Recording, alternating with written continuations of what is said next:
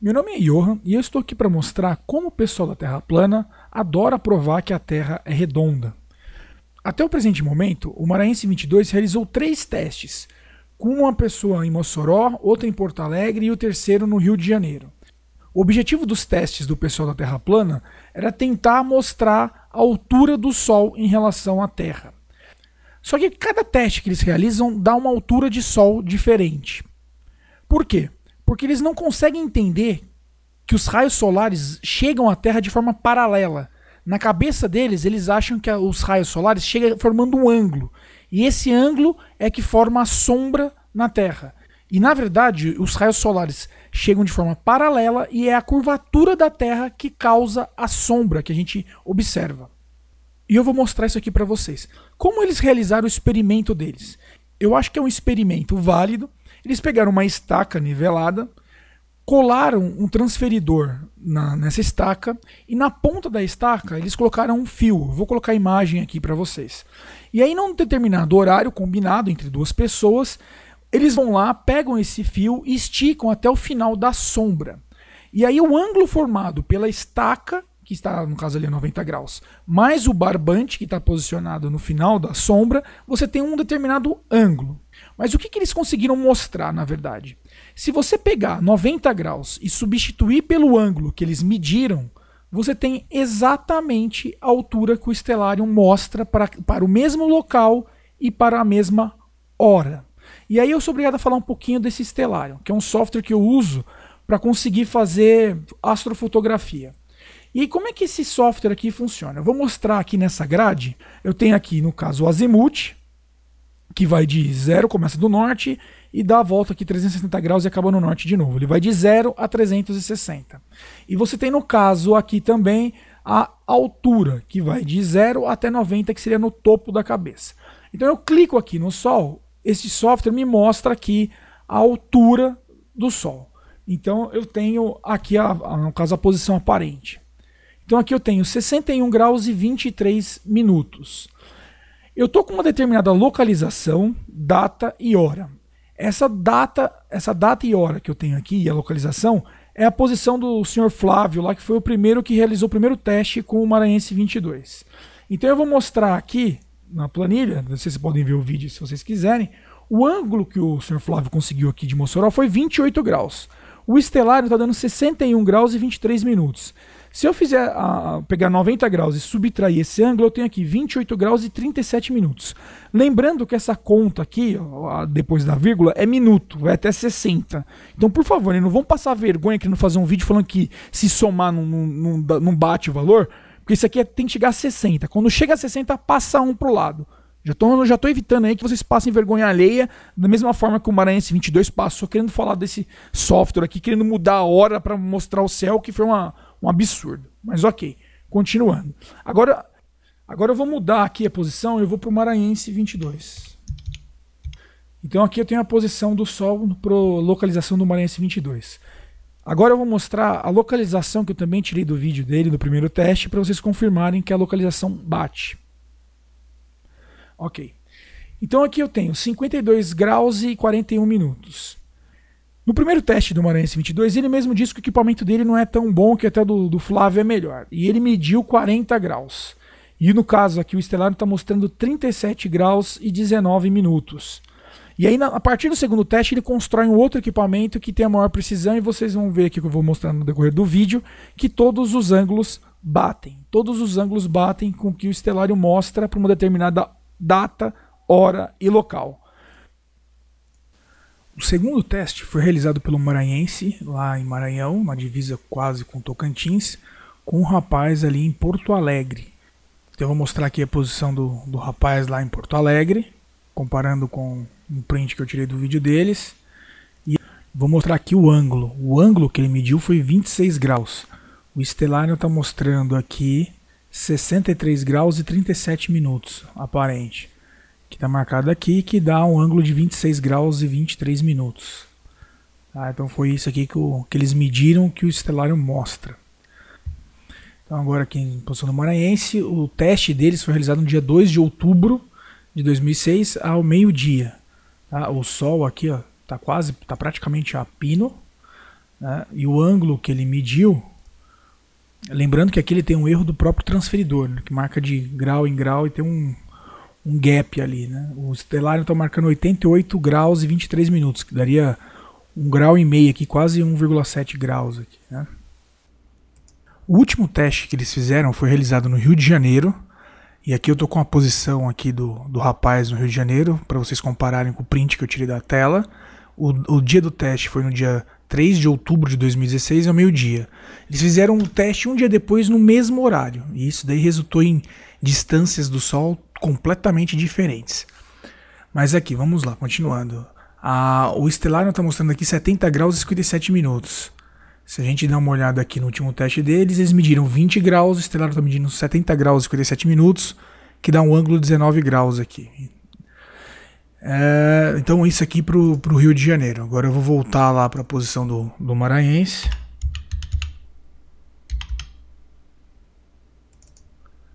Agora aqui eu estou na posição do Maranhense, pode ver que de novo o Sol está praticamente a pino.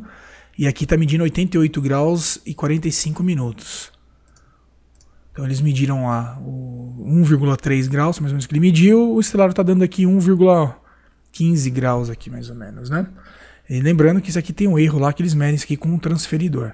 Então vocês veem aqui que os ângulos que eles estão medindo aqui é praticamente o mesmo ângulo que o Stellarium está mostrando. Então aqui tem o resultado dos testes deles, que eles estão comprovando que o Stellarium funciona. Então se ele quiser fazer mais testes, é só ele pegar o Stellarium aqui, colocar qualquer cidade que ele quiser e ele consegue medir o ângulo da sombra que ele quer medir lá para calcular a distância do Sol com o método maluco dele lá.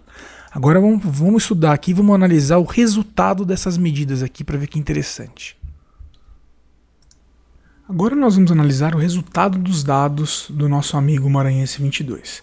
Primeiro, eu fui no site da Terra Plana para saber qual que era o diâmetro e a distância da Terra segundo o pessoal da Terra Plana nos Estados Unidos.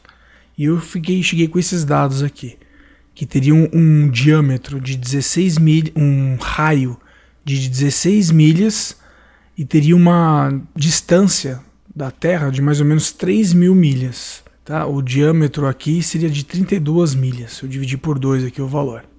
Aí eu converti aqui para quilômetros, seria mais ou menos 25,7, com uma distância de 4.825 quilômetros.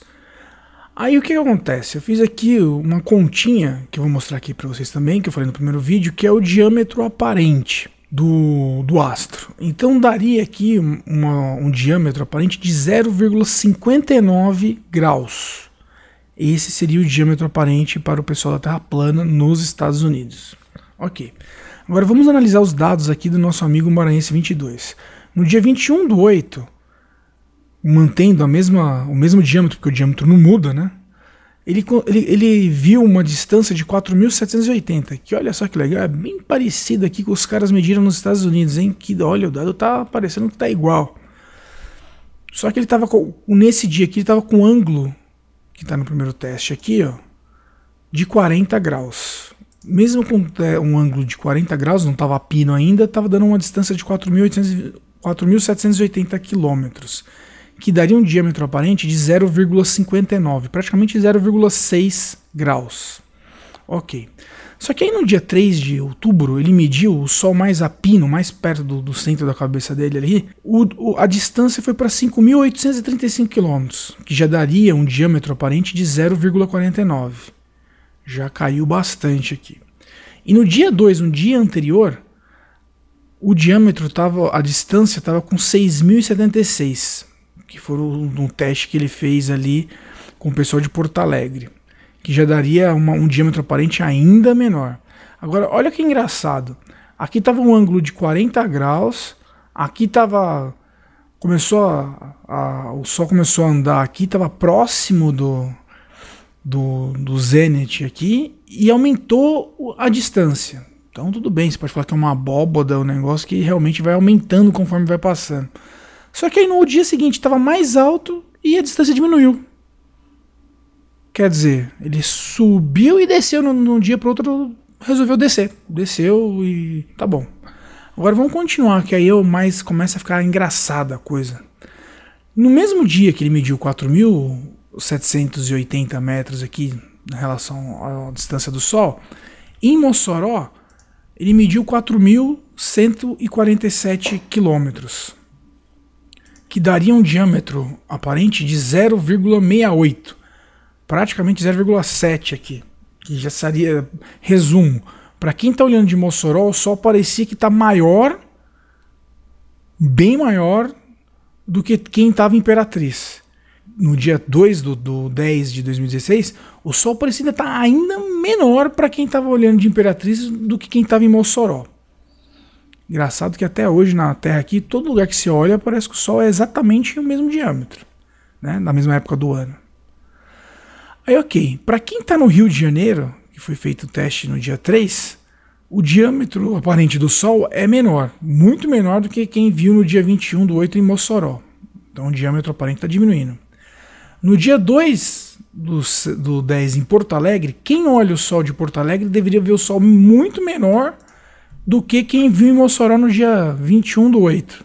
A conta é a mesma, tá? Só estou dividindo um para o outro, aí, fazendo um ângulo aí. Que a conta tá, a fórmula tá aí na tela para vocês verem. Então, assim, ó, o Sol foi diminuindo. Agora, olha que legal. Se a gente pegar, tem uma data específica, que o Sol vai estar praticamente a pino em Mossoró. Então, praticamente pode dizer que está 90 graus.